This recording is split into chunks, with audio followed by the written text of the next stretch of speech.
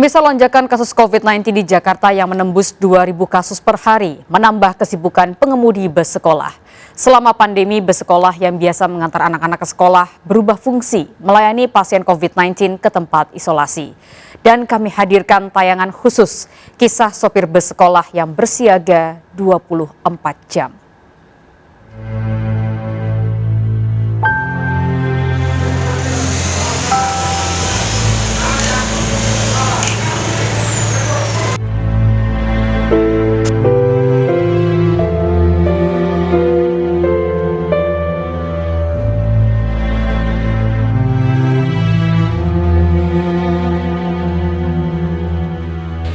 Rasa haru bercampur sedih mengantarkan penumpang cilik bus sekolah yang bukan ke sekolah melainkan ke tempat isolasi.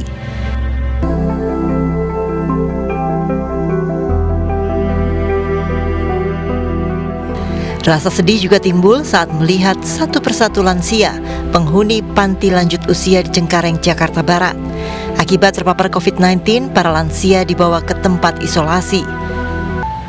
Pekan ini bus sekolah sibuk antar pasien COVID-19 ke tempat isolasi menyusul lonjakan kasus COVID-19 di Jakarta. Bahkan 4 hari berturut-turut kasus harian COVID-19 di Jakarta menembus 2.000 kasus per hari. Tentu ini bukan berita baik bagi para pengemudi bus sekolah termasuk Asep Saifuddin. Sejak pandemi, Asep harus menggunakan alat pelindung diri APD jika bertugas. Ia pun juga menggunakan sarung tangan. Panas, lelah, sirna seketika melihat pasien COVID-19 naik bus yang ia kemudikan. Rasa kemanusiaan yang begitu besar mengalahkan ketakutan yang kadang muncul karena khawatir tertular virus corona. Apalagi saat ini ia mengantarkan pasien COVID-19 lebih dari 200 orang dalam satu hari. Itu semenjak pas Lebaran kemarin, bulan Juni. Terus kita pulang juga biasanya jam habis evakuasi itu jam 5-7 sore. Sekarang bisa sampai dini hari jam 2, jam 3. Setelah sempat reda, bus sekolah kembali sibuk mengantar pasien COVID-19 sejak awal Juni 2021.